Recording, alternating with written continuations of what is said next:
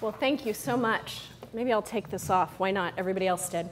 So I do not have daughters. I have 2 teenage sons. I encouraged them to come today because I said, gentlemen, the math is good.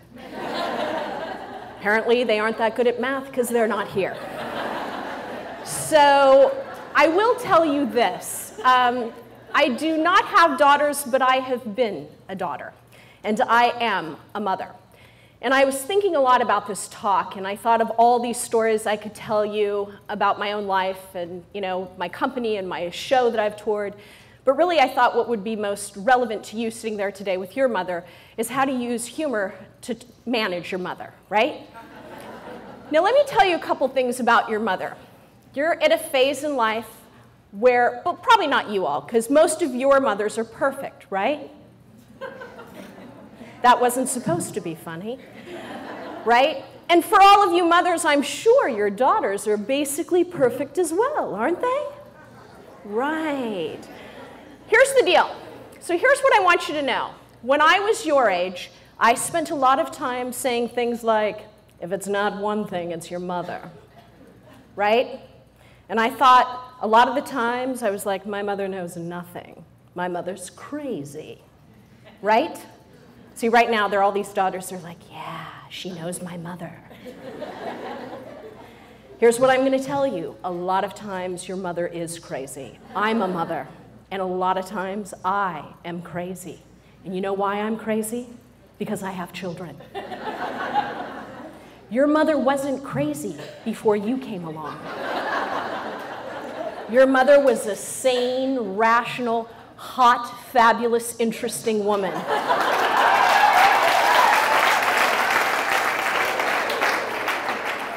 And then she had you. It all changed. I'm going to tell you a little bit about my mom. My mom is 78 years old. She lives with me. And this is very important for me to say to you. I'm very conscious about the fact that this is the end of my mother's life. And what I mean by that is I have fewer years with her than I have had thus far.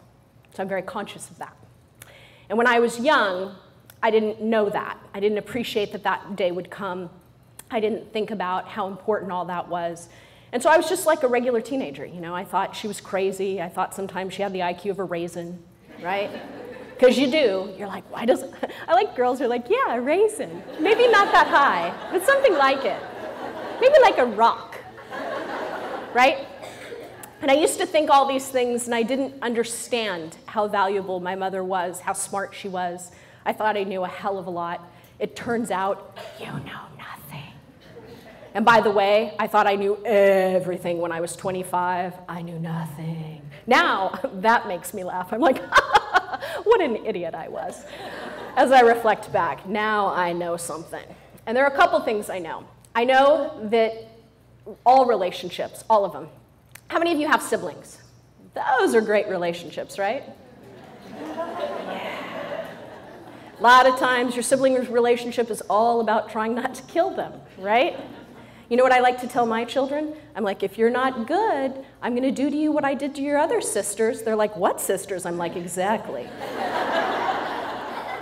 I'm like, you don't know where they are, do you? And my sons say things like, what kind of mother says those things? I'm like, your mother, gentlemen, yours. You're just lucky. But what I've learned over time at this pinnacle stage in my life with my own mother as well as my sons is that humor is really the levity. It's really the thing that keeps you from killing each other when you feel like you really want to. When you get into those moments when you're not what I call your highest and best self, and I've been that person as a mother, I've been that person as a daughter. We've all done it, right? Even, by the way, your mothers. Believe it or not, your mothers who tell you, when I was young, I would never have spoken to my mother this way. Pantalones on fuego. Liar, liar, pants on fire. They may not have said the things you say, but let me tell you, they were looking at them in that tone of voice. That's what my father would always say. He'd say, don't you look at me in that tone of voice. And I'd go, what tone of voice? right? We've all been there. We've rolled our eyes enough that our mothers have contacted a priest for an exorcism, right? We've done all those things, but at the heart of it, if you can figure out how to find humor, that's really where you connect with people. Your siblings, your family, everybody. The truth of the matter is, for me, I've gone through some very rough periods in the course of my life, and I will tell you what took me to the other side was having a sense of humor about it. There are two kinds of people in the world. There are people who say, why me? And there are people who say, now what? And I'm a now what person. I get up. And here's the other thing about humor that's very important for you to know, is humor is a powerful tool. If you're able to laugh at yourself, then you know something, nobody can do that to you. But here's another important thing I want you to know about humor and laughter, that laughing at people isn't part of joy. That's part of pain. And so you need to learn with people, you need to learn to laugh at yourself, and you need to use humor in every relationship you have, largely to keep from, not crying sometimes. This is an incredibly exciting time in your life, and sometimes it's really hard. It's really hard to be a young girl moving towards womanhood. It's really hard to be your mother because she's watching it. And sometimes, like I said, your mothers are crazy. And let me tell you, it's not easier with sons. My children think I'm crazy. You think I don't know that? I tell them all the time, I'm like, let me tell you something, gentlemen. People pay me a hell of a lot of money to tell them what to do. They sit there and they're like, wow, how much do we have to pay you to stop telling us what to do? Right? They're like, what kind of world is it that people pay you to tell them what to do? They're like, how is this a job? Right? So I want you to think of all the ways when you're having those charged moments where you can laugh instead of yell, where you can sort of find a way to insert humor. I spend a lot of time with my mom now, irritating her and, picking on her because she's older and slower and I can. But I do a lot of things that just make her laugh. And some of it's just, it's small things, it's silly things, right? You know how you do silly things with your mom? Like, I think it's hysterical, and my mom does not find this funny at all, by the way, but she does laugh, is when she's like 5 feet away from me, I call her name really loudly as if we're like 4 miles apart. So I'll yell and I'll go, Barbara, right here! She's like, what's wrong with you? What kind of idiot are you? Like, you just called me an idiot. I found that very hurtful, right? But she laughs every time I do it. And I'm very conscious of inserting joy into our relationship because I'm conscious of the fact that I don't know how much longer I'll have my mother. That the hours and the days and the years that we're going to spend together are growing smaller every year because that's just life. That's just nature. And so right now you have a choice with every interaction, with every relationship, with every situation, that you can cry or you can laugh about it. Sometimes you can do both. We've all been there. You can, you can laugh until you cry sometimes. But I can't tell you enough about how useful it is to you. Practically speaking, you will fall on your backside. Literally sometimes, which I've done. I'll tell you a little story about that in my real life. The very first job I had as a national sales trainer, I got to fly to Indiana and I had to do the 7-hour training. It's a long time to do 7 hours. Doing a training that most people don't really want to do. You have to work really hard to keep them engaged. And I was probably, I don't know, 3 minutes into the training, 15 minutes into the training. It wasn't very long. It was early on. And I take this step back. I wasn't wearing high heels, by the way. And I fall on my backside. And I'm like lying down, like facing Jesus. Like I didn't like trip like a little bit. I did one of those like bam, right? And so I shot up as quickly as I possibly humanly could, like a freaking rocket, okay? And at the moment I thought, I'll just pretend like that didn't even happen. So imagine if that happened just now, right? And I just kept going. I did my presentation, I kept like talking about the slides, and I had all these people who like moved forward, and they kind of inhaled like, should we save her? Or should we laugh? Because it's kind of funny. And I turned around and I looked at all their faces that were really confused. They were like, what was that? Did she know she fell? That was kind of strange. Maybe she's got some brain problem. I don't know. And I turned around and I popped up and I said, I'm a little bit like an Olympic gold skater. I fall, I get up, and I do the triple toe loop. And they all laughed. Now, I want to tell you something about that moment, about what was going on. My backside hurt, like bad. And I was totally humiliated, as you would be. I would like to say I was not wearing a dress, so there is that. That's saving grace. That was about the only saving grace. But there was a part of me that wanted to go, can we just take a break? It was my first one out, and I wanted to go in the bathroom and cry. You know that thing where you're just like, squirt, squirt, squirt, I'm a loser, right? I wanted to do that, but I didn't do that. I just got up and I just kept going. And because I laughed, I gave everyone else permission in the room to laugh with me. And guess what else? Nobody could laugh at me because I invited them to laugh with me. So later that night, my boss called, and he's from New York. He's a very edgy guy, and he goes, Miss Houghtailing. He goes, how did it go? I said, well, mostly really good, really good. They had excellent evaluations. The conversion rates were superb, and I fell down. He goes, I'm sorry, what? I said, you know, the conversion rates were good, the evaluations were excellent, and I fell down. He goes, I didn't hear that last part. I'm like, I fell down. He said, on the ground? Yes, John, that's generally where people fall. He goes, oh my gosh, are you all right? And I'm like, yeah, I mean, I'm fine. I'm humiliated, but you know, I'm okay. And then he started laughing. And he did not stop laughing for a long, long time. Like an uncomfortably long time. Like I put down my phone on speaker and just started driving. And he goes, I'm so sorry, Anne-Marie. He said, but in 25 years of doing this, no one has ever fallen down. I said, well, John, I did it my first time out because I am an overachiever. To which he laughed at that as well.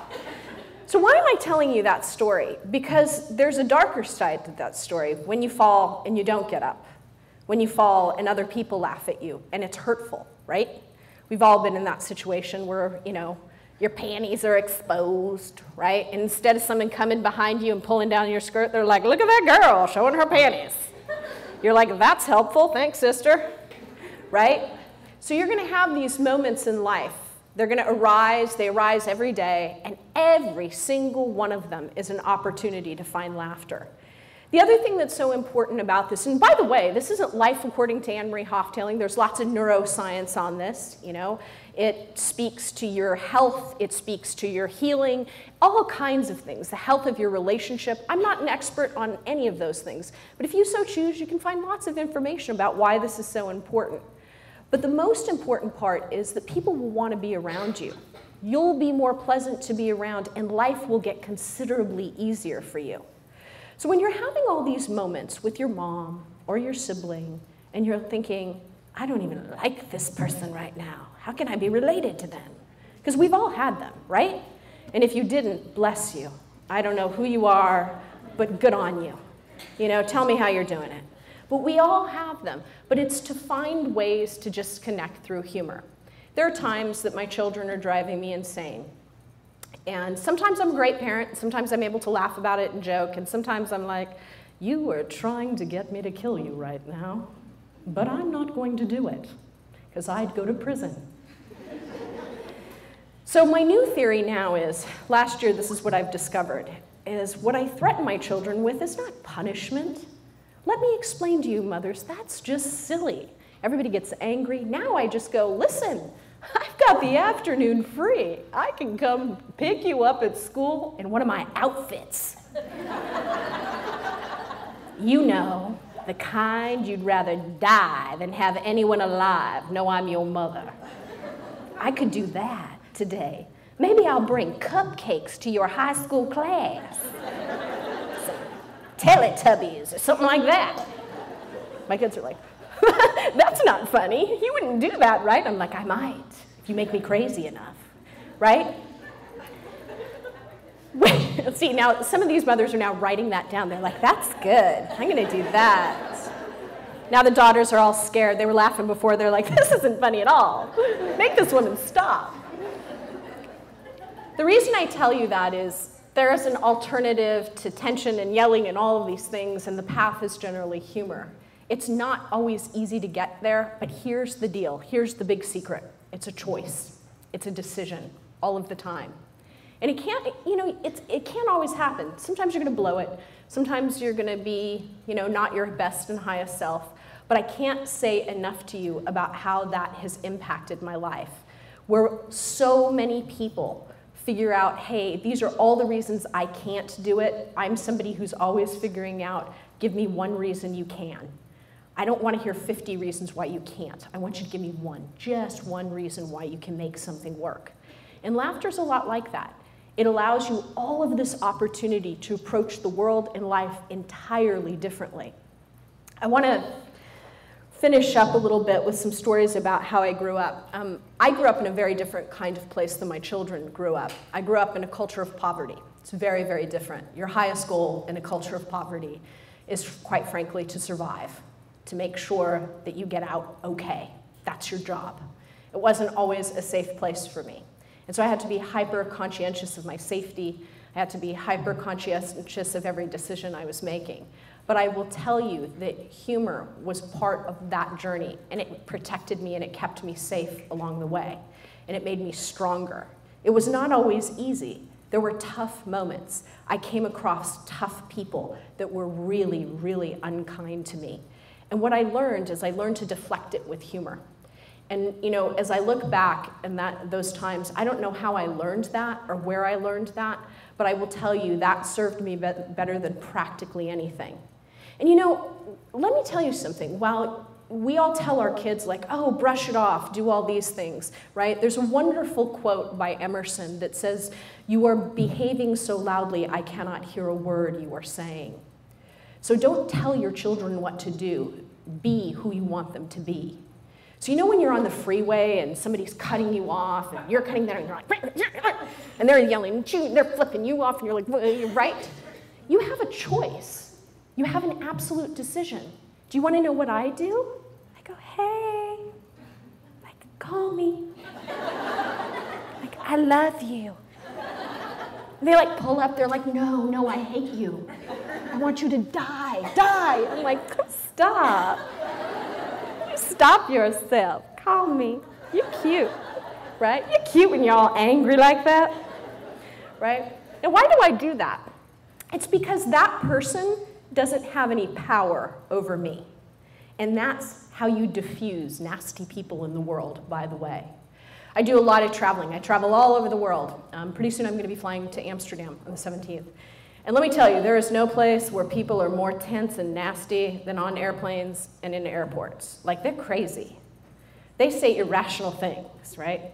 Like a plane can't take off. They get up there and they're like, I need to leave today. Oh, really? Because the rest of us just bought tickets to see what would happen. But you actually have to get somewhere. Oh, that's different. In that case, we'll take off for you. What's wrong with you? Like, really? So you've got to have a sense of humor, and you have a choice in those moments. And you know what? Because I'm nicer to people, and I joke with the people at the other side of the counter, and I'm not mean to them, guess what? They're nicer to me, and I'm more likely to get a flight out. And beyond all of that, everybody just has more fun. I am absolutely convinced if every time somebody was rude or nasty to you, if you did the opposite, that we could actually change the entire world. I'm not kidding. Every time somebody was nasty and rude to you, and you've all had this. And by the way, you know how you have mean girls in high school? You know those girls, don't you? Yes, you do. It's okay. You don't have to be afraid. You're like, they're all going, yes, yes. It's all right. We have them too. And guess what? When you get older, they're still mean. They are. But you know what? Just like when you're younger, you don't have to put up with it. When some woman's not nice to me and comes up to me, do you know what I do? I throw my arms around her. I'm like, you're so pretty. You look so good, girl. Did you drop some weight? And she's like, oh, no, I hate you. Why are you being nice to me? Right? But why do I make that decision? I make that decision because I take all the power out of that anger and all the power out of that nastiness. So what I would encourage all of you to do when you think about today is over the next week or so Every time something you feel that like anxiety, or you feel anxious, or you feel angry or irritated or frustrated, try to find the humor in it. Generally, it's there. Sometimes you have to look mighty, mighty hard, but I promise you it's there. You know, my older son, he is not the most optimistic person, and he would tell you otherwise, but he's lying. He begins every sentence by going, "You know what I hate?" Like, no, but I'm sure you're gonna tell me. What is it? So I've worked very hard to have him see, you know, the lighter side of life. And now he says things like, he'll go through a tirade about, I don't know, the geopolitics of China, Syria, whatever's irritating him today. And then he'll say, you know, and this happened at school and that happened at school, but you know what? These are first world problems. I'm like, yes, there is hope for my son. And you know what? When he's in that space, he is happier, and we're all happier. So today I want you to just think about when you leave this room, when you walk out the door, when you're thinking, oh my gosh, I would like, you know, to string my brother upside down the balcony. Think of a way of finding humor, and just know that someday, you know, you'll be looking back with your mom and you'll be finding ways to embarrass her in a parking lot of Costco, and you'll be really grateful for those moments. Be kind to your mother, because someday you will have children and you will want her to babysit them.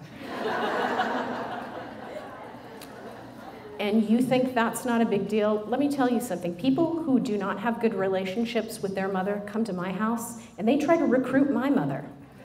They're like, does Anne Marie pay you? No, I don't think she does. Why don't you come live with us? You could love our 2 kids just as well as you could love hers. What difference does it make? So make sure you're kind to your mother and love her, because someday you'll have children and you will need her.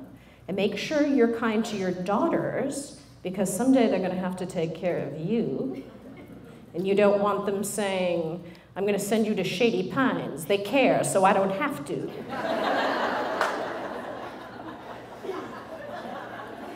So with that said, I don't want to eat up any more of your time. I know that we're delayed, and I just hope that you enjoy your afternoon, and I hope this helps you think of humor a little more differently. So thank you very much.